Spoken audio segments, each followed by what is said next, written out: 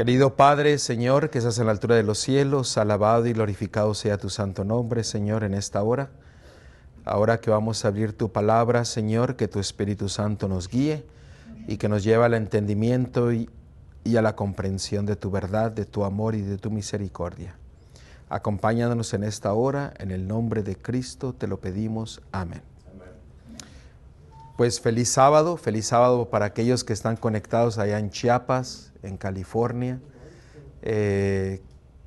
Un feliz sábado para todos y para todos aquellos que van a mirar este estudio en un futuro a través de las redes sociales. Y esa es una continuación de lo que vinimos estudiando y le he puesto como título la pregunta más importante. Si nosotros miramos los acontecimientos que están sucediendo delante de nosotros, vamos a ver de que la profecía bíblica se ha ido cumpliendo ante nosotros en una forma rápida y asombrosa.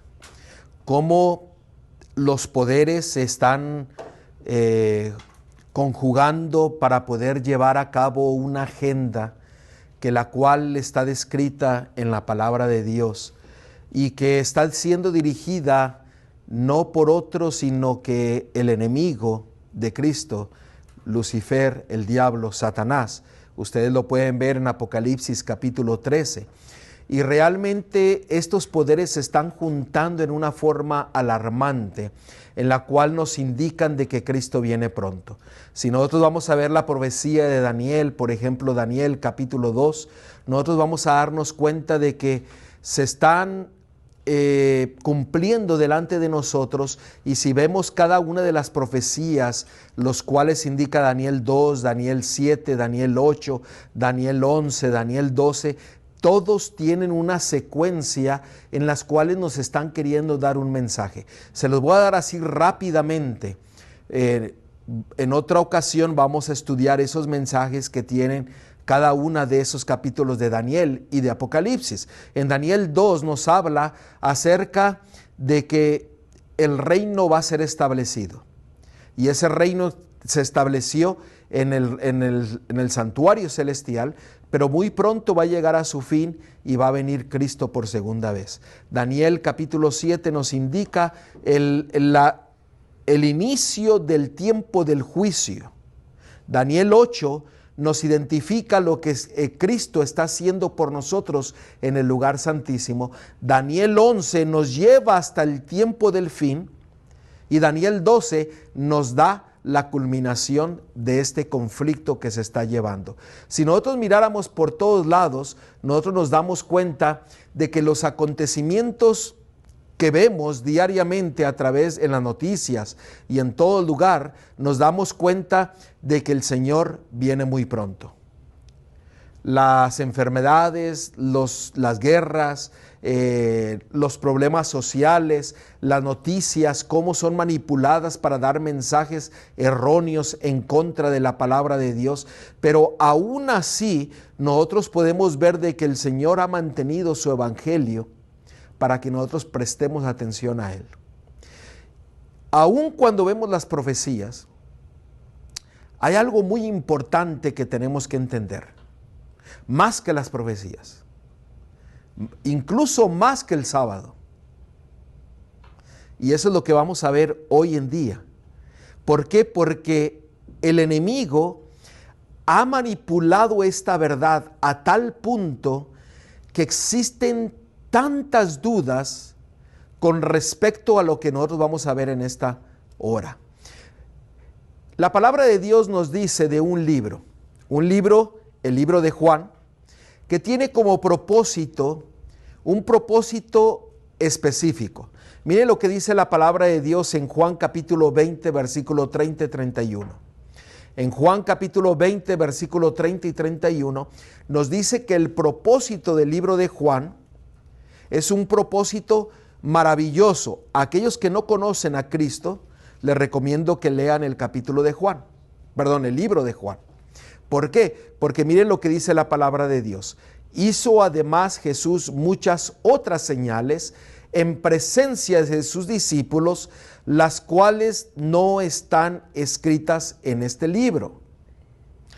Pero éstas se han escrito para que creáis que Jesús es el Cristo, el Hijo de Dios, y para que creyendo tengáis vida en su nombre. El propósito del libro de Juan se nos dice que es para creer en el Mesías. Cada vez que dice Cristo, la palabra de Dios, se está haciendo referencia al Mesías, el Hijo de Dios, y para que creyendo en eso tengamos la vida en su nombre. Noten, para que usted tenga vida, usted tiene que creer en el Mesías y en el Hijo de Dios. Eso quiere decir que hay muchas personas que no conocen quién es el Mesías y quién es el Hijo de Dios. Miren lo que la palabra de Dios dice en sí, cuál es el mensaje de toda la palabra de Dios. Miren en Juan 5, 39 al 40. Se nos dice la palabra de Dios lo siguiente.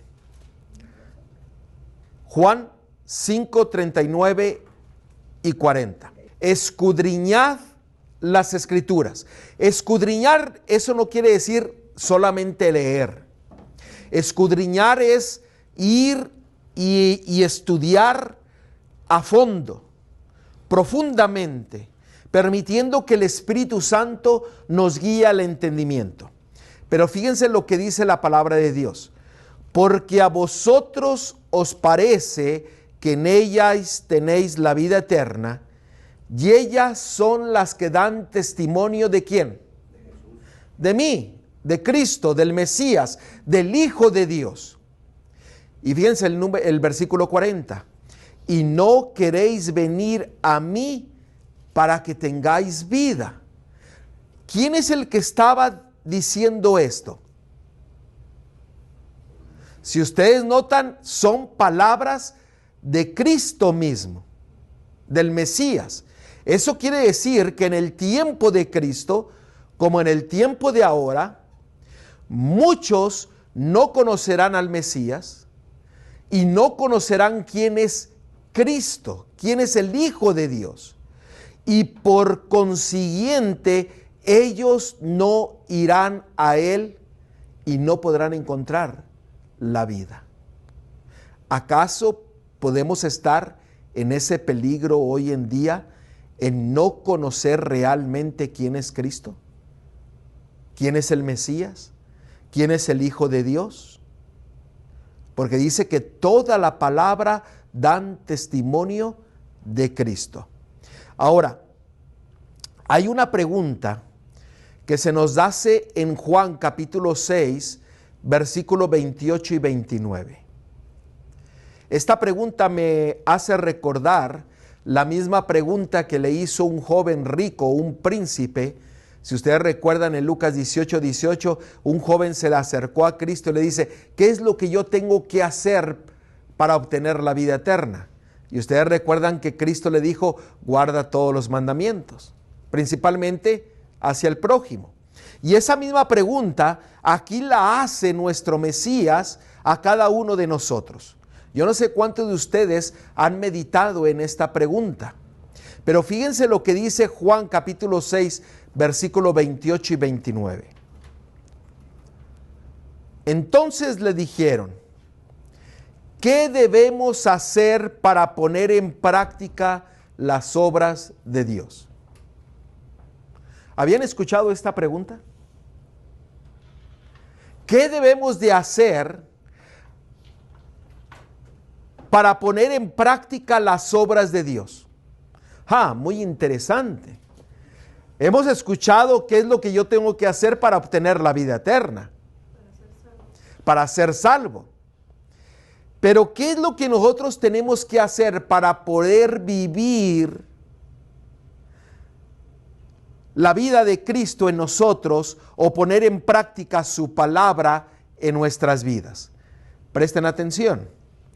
Respondió Jesús y les dijo, esta es la obra de Dios, que creáis en el que Él,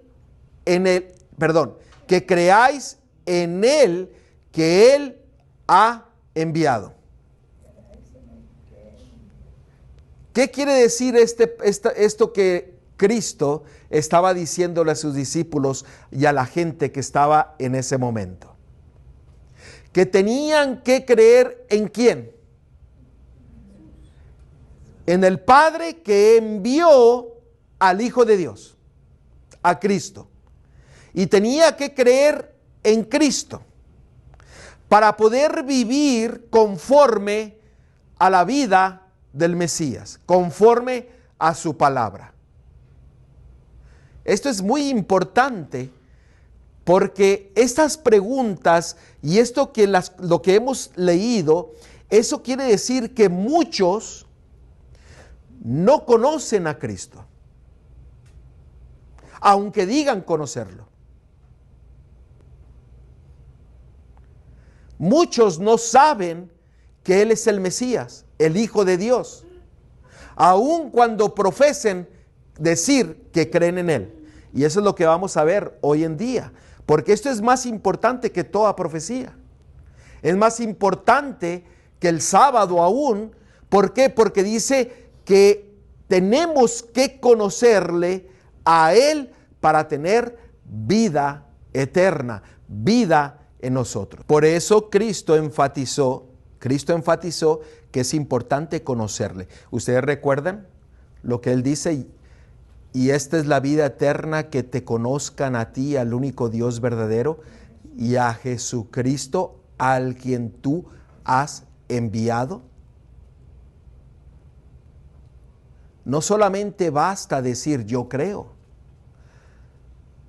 sino que hemos leído estos textos y lo que Cristo desea es que nosotros le conozcamos a Él, que sepamos quién es Él. Porque si Él nos quiere dar la vida a través de ese conocimiento, ¿qué es lo que el enemigo está haciendo en contra de nosotros? Está queriendo destruir, ¿qué cosa? El conocimiento de Cristo y de su Padre. Está queriendo destruir el carácter del Mesías, del Hijo de Dios, para que no haya un entendimiento y no tengamos vida. Esto es algo muy serio, por eso digo que esto toma un lugar primordial, en primer lugar, que las profecías. No podríamos entender el propósito de Dios para nuestras vidas. Hay una experiencia de un ciego que fue sanado por Cristo. Y en esta experiencia hay muchas lecciones que yo creo que el Evangelio está resumido en esta experiencia de este ciego. Este ciego se presentó, se encontró con Cristo, aunque no lo miraba, y Cristo lo sanó. Pero pasó algo interesante, que después de que él había sido sanado en un Shabbat, en un sábado, ustedes recuerdan, Cristo le puso un lodo y le dijo, ve y lávate, y fue y se lavó. Eso quiere decir que él nunca, no lo había visto. Fue, se lavó y ya no estaba ahí. Pero fue llevado a los líderes religiosos y los líderes religiosos lo interrogaron. Y este ciego dio un testimonio directo a los líderes. Y este ciego, que ya no era ciego, sino que ya había sido sanado, fue expulsado de la sinagoga, de la iglesia, por testificar de Cristo. A mí me gustó lo que él testificó. Y fíjense, ¿acaso no está sucediendo eso mismo hoy en día? Miren lo que sucedió con él. Miren lo que dice Juan capítulo 9, versículo 30 y 31. Él ya había sido sanado y se presentó delante de todos los escribas y de los fariseos. de los líderes religiosos. Si pusiéramos nombre a ellos hoy día, serían ministros, pastores, presidentes, vicepresidentes, los líderes de la iglesia. Juan capítulo 9, versículo 30 y 31. Ya cuando fue presentado este hombre ante los líderes, fíjense lo que él dijo. Respondió el hombre y les dijo: pues esto es lo maravilloso, que vosotros no sepáis de dónde sea, y a mí me abrió los ojos. O sea, en pocas palabras le estaba diciendo, ustedes que son líderes y que deberían de saber, ¿no saben? Pero déjenme decirles una cosa, Él me sanó, me abrió los ojos. Y sigue diciendo, y sabemos que Dios no oye a los pecadores. Más claro.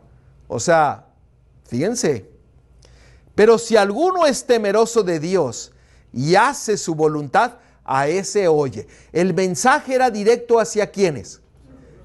Hacia los fariseos, hacia los líderes. Pero miren cómo ellos respondieron.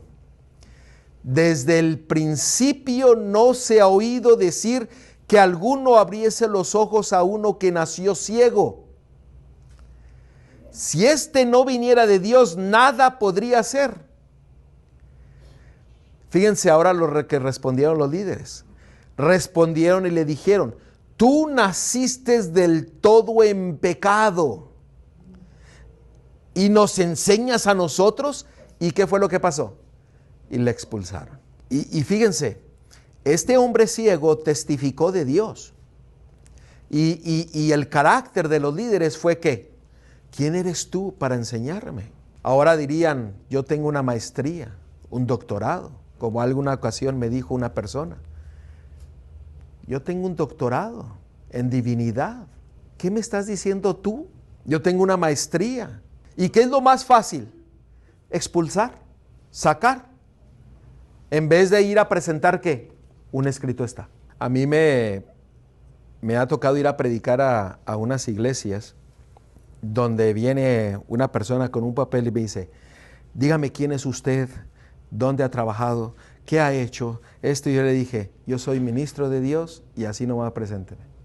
Pero fíjense que hoy día existe mucho este problema, porque si vamos en contra de los líderes, ¿qué es lo que nos hacen? Nos expulsan, Y fíjese que nos sacan. dijo el Jesús al ciego. Espéreme, para allá voy, espéreme. Porque quiero recalcar esto: cuando uno testifica la verdad de Dios, muchos se van a oponer a esa verdad, pero usted tiene que permanecer fiel y firme a lo que usted cree. Al escrito está. Y con humildad. No entrando en un debate, en un pleito, sino permitir que el Espíritu Santo redarguya a la otra persona así como a usted. Porque nos vamos a enfrentar en muchas situaciones así como este hombre se enfrentó. Pero fíjense que después que pasó el tiempo, ya que lo habían expulsado de la sinagoga, de la iglesia, se encontró con Cristo. Y miren lo que dice el versículo 35 al 38. Oyó Jesús que le habían expulsado y hallándole le dijo, fíjense aquí, me llama la atención de que Cristo fue a buscarle. Él fue a buscarle. Nos pueden expulsar, nos pueden sacar, nos pueden vituperiar, pero si usted se mantiene fiel a lo que usted cree y a su fe, el Señor lo busca. Y el Señor lo va a encontrar, lo va a hallar. Y fíjense la pregunta que le hizo a este hombre. ¿Crees tú en el Hijo de Dios? Respondió y le dijo, ¿quién es, Señor, para que crea en Él? Recuerden que él estaba ciego, no lo había visto, no sabía que él era. Y le dijo Jesús, pues le has visto y el que habla contigo él es. Y él dijo ¿qué? Creo, Señor. ¿Y qué más? Y le adoró. Cuando él entendió que era el Hijo de Dios, Fíjense, aquí no dijo que era el hijo del hombre, dijo era el hijo de Dios, el Mesías. Dice que él se arrodilló y ¿qué cosa? Le adoró. Para un judío, al adorar a un hombre era pecado, era una blasfemia.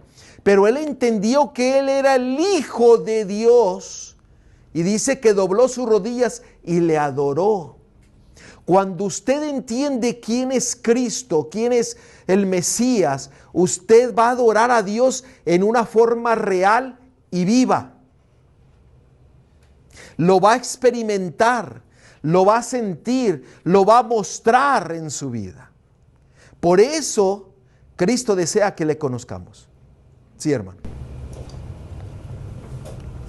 Si entendemos bien lo que estamos leyendo, ¿para quién era ese mensaje? Ese milagro que hizo Dios.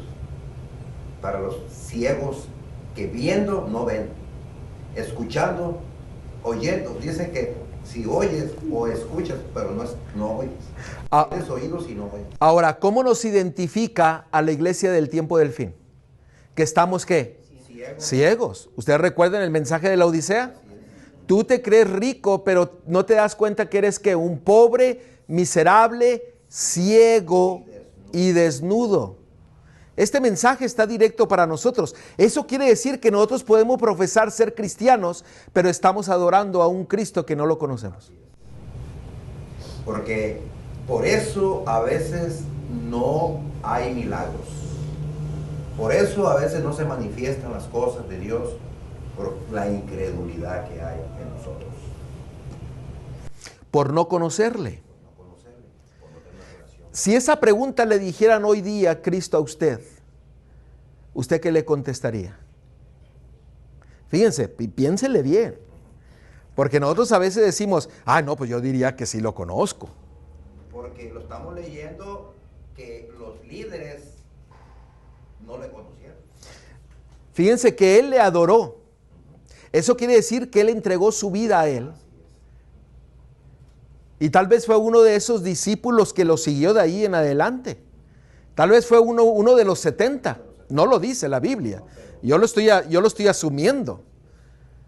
Tal vez fue uno de los 120 que estuvo en el aposento alto y recibió el Espíritu Santo. Pero él le adoró, ¿por qué? Porque él se dio cuenta de que era el Hijo de Dios. Ustedes recuerdan cuando Juan y Santiago fueron y corrieron y dijeron, hemos encontrado ¿a quién? Al Mesías, al Cristo, al Hijo de Dios. Ven y míralo. También ellos lo conocieron. La mujer samaritana. Dejaron todo a un lado. Por eso, si usted conoce a Dios, usted le va a adorar ¿en qué forma? En espíritu y en verdad. En espíritu y en verdad, pero dice con todo ¿qué? Con toda Mi mente, mi alma y Con toda la mente, el corazón. con toda fuerza y con toda y el alma. Usted le va a entregar completamente su vida. Por eso es crucial que nosotros conozcamos al Hijo de Dios.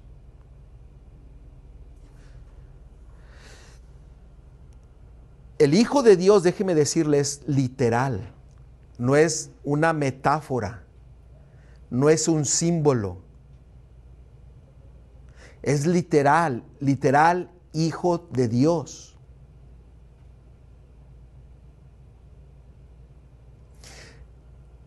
Incluso el Padre testificó de su Hijo.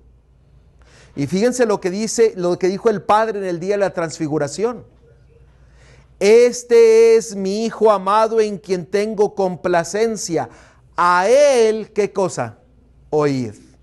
En el día de su bautismo, ¿qué dijo? Este es mi Hijo amado en quien tengo complacencia. El Hijo de Dios es literal. Y muchos no lo conocen. ¿Por qué? Porque han manipulado la verdad del Padre y del Hijo, que ahora se han inventado tantas teorías, tantas teologías, que ahora el cristiano ya no sabe ni qué. Unos dicen que son 3 dioses, otro dice que es uno y muchos dioses, otros dicen que está en todo lugar, que la tierra, la pared es Dios, el árbol, el panteísmo, el teísmo, el politeísmo, el enoteísmo. Noten, fíjense, todas esas teorías han destruido el carácter del Padre y el carácter del Hijo. Y muchos cristianos han caído en estas teologías, en estas ideas, por falta de conocimiento de la palabra de Dios. Miren lo que dice segunda de Pedro, capítulo 1, versículo 16 al 18. Segunda de Pedro, capítulo 1, versículo 16 al 18. La palabra de Dios nos dice que tenemos que conocer al Hijo de Dios, que es literal Hijo de Dios, que fue engendrado, no creado, fue engendrado con la misma sustancia, con la misma vida que el Padre y que se hizo carne. Y esto lo vamos a ir estudiando un poco más detalladamente. Pero yo los insto a que escudriñen las Escrituras, porque esto es un estudio de vida o muerte. Entender quién es el Padre y quién es el Hijo. Pero fíjense lo que dice: porque nos hemos dado a conocer el poder y la venida de nuestro Señor Jesucristo, siguiendo fábulas artificiosas, sino como habiendo visto con nuestros propios ojos su majestad. Noten, ellos estaban diciendo: yo no les estoy dando una fábula, no les estoy contando una metodología, una mitología, una idea, un símbolo. Les estoy hablando del verdadero Hijo de Dios. Hemos visto su majestad. Noten el versículo 17: pues cuando Él recibió de Dios Padre honra y gloria, le fue enviada desde la magnificente gloria una voz que decía, noten, este es mi Hijo amado en el cual tengo complacencia. Y noten lo que dice: y nosotros oímos esta voz enviada del cielo cuando estábamos con Él en el monte santo. Los discípulos testificaron que vieron la honra, la gloria y la majestad del Hijo de Dios y escucharon la voz del Padre que dijo: este es mi Hijo. No era una fábula, no es una idea, no es una mitología, ¿cómo se dice? Mitología. No es un cuento. El Hijo de Dios es literal. El diablo, que ha querido cambiar, que no creamos y no conozcamos al Hijo de Dios. Porque si le conociéramos, le adoraremos en espíritu y en verdad. Le adoraremos con toda nuestra fuerza, con toda nuestra mente, con todo nuestro corazón y con toda nuestra alma. Nuestra vida cambiaría porque conoceríamos que Él es el Mesías, el Hijo de Dios. Todas esas doctrinas que están por ahí tienen como propósito disminuir el carácter del Padre y el carácter del Hijo. Es que son lo mismo, es que son tres, es que son más, es que son la tierra, la pared, el árbol, la tierra. Hermanos, la palabra de Dios es clara. El Padre mismo testificó de su Hijo. El enemigo tiene su trabajo de engañar. ¿Y usted cree que él quiere que nosotros conozcamos a nuestro Mesías, que conozcamos al Hijo de Dios? El diablo no quiere el diablo no.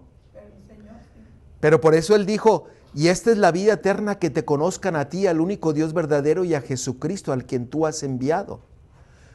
¿Usted sabe el peligro de no conocer a Cristo? ¿Cómo nosotros podemos llegar al Padre? Por Cristo. El diablo quiere quitar eso y la gente no llega ni al Padre y no conoce a Cristo. Por eso la escalera, ¿quién es el que conecta? Así es.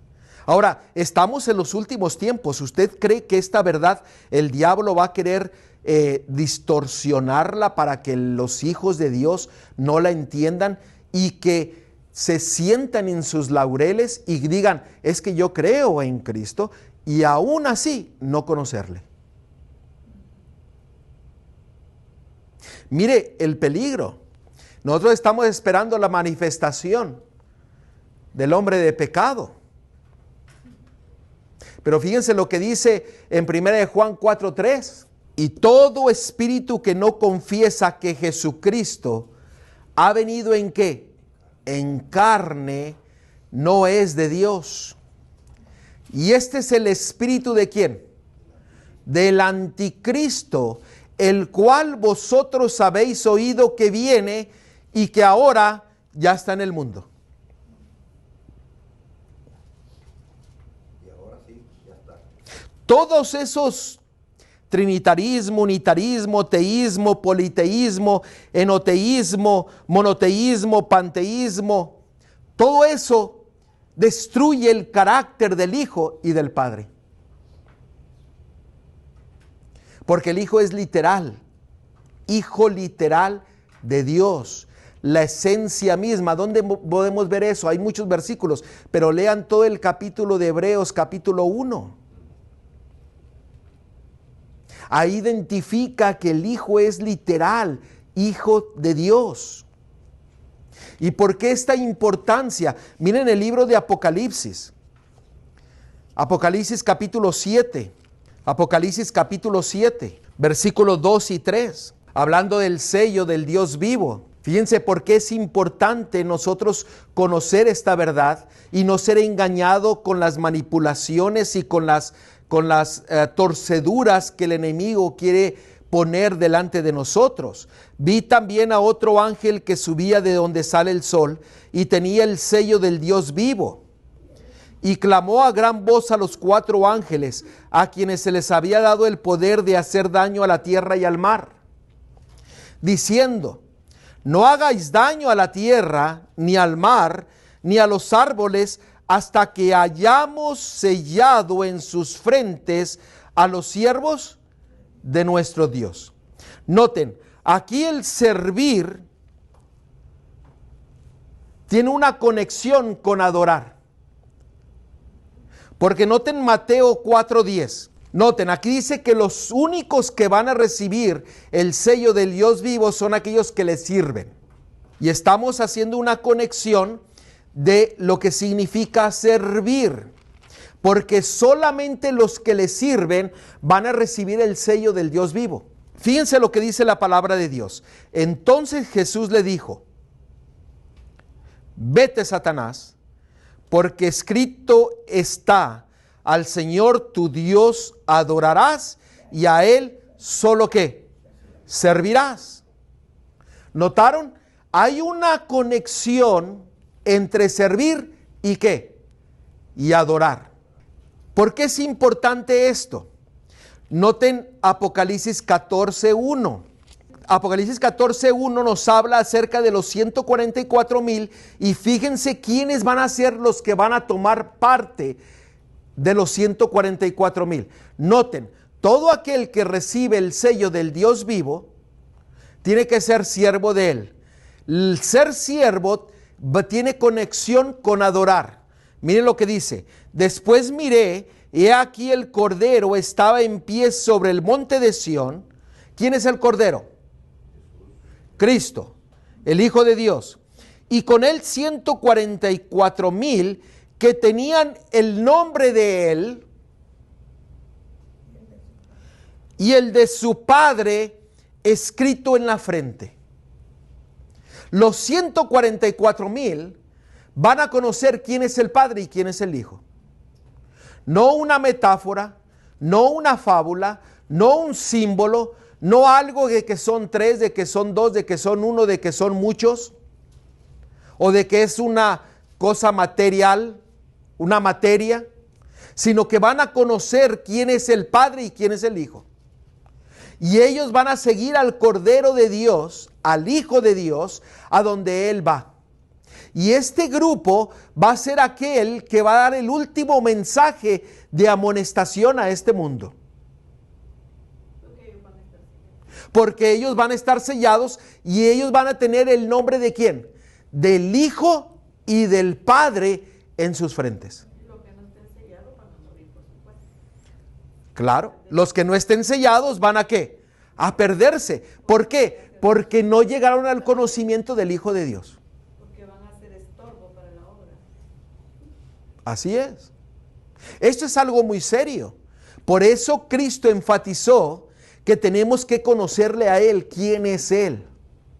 No es porque fulano, sutano, merengano me dijo, o porque una religión me ha expuesto algo y nosotros no hemos ido a examinar eso. Hemos perdido el ser bereanos.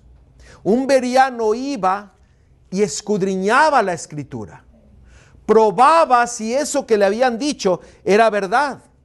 Hermano, esto es algo muy serio, porque si usted no conoce quién es el Hijo de Dios, quién es el Mesías, y usted tiene confusión acerca de la divinidad de Dios, mire, esto es algo bien serio, porque Cristo dice, yo soy el camino. Nadie puede ir al Padre sino por medio de ¿quién? Del Hijo de Dios. Cuando usted va al Padre, se reconcilia. Hay un cambio. Juan 11:25 dice, yo soy la resurrección y ¿qué? Y la vida. El que cree en mí, aunque esté muerto, ¿qué? Vivirá. Si usted no conoce al Hijo de Dios y no cree en Él y no le adora y no vive conforme a su palabra, ¿qué va a suceder en el día de la resurrección? Yo no lo digo, aquí lo está diciendo. Juan 11:25. No va a resucitar. Aunque usted se llame seguidor de Cristo, aunque usted se llame cristiano, si usted no le conoce y no le sirve y no le adora y no permite que Él haga el cambio en su vida, usted se va a perder. ¿Qué dice Hechos 4:12? Y en ninguno hay otra salvación, porque no hay otro nombre bajo el cielo dado a los hombres en que podamos ¿qué? Ser salvos. Esa pregunta que se le hizo al ciego, que ya había sido sanado, ¿qué fue lo que le dijo? ¿Conoces al Hijo de Dios? ¿Sabes quién es Él? ¿Cómo voy a saber si nadie me ha dicho quién es? Pues el que te está hablando es Él. ¿Cuál fue su reacción? Se hincó y le adoró. Para conocer al Padre, ocupamos primeramente conocer al Hijo. Porque Él es la conexión para la salvación. O sea, si no conocemos al Hijo, no podemos conocer al Padre. Y esto es importantísimo, que el diablo está trabajando arduamente para que tengamos una imagen errónea del Hijo de Dios. Así como Él ha puesto una imagen y el carácter erróneo del Padre, también lo está haciendo con el Hijo de Dios.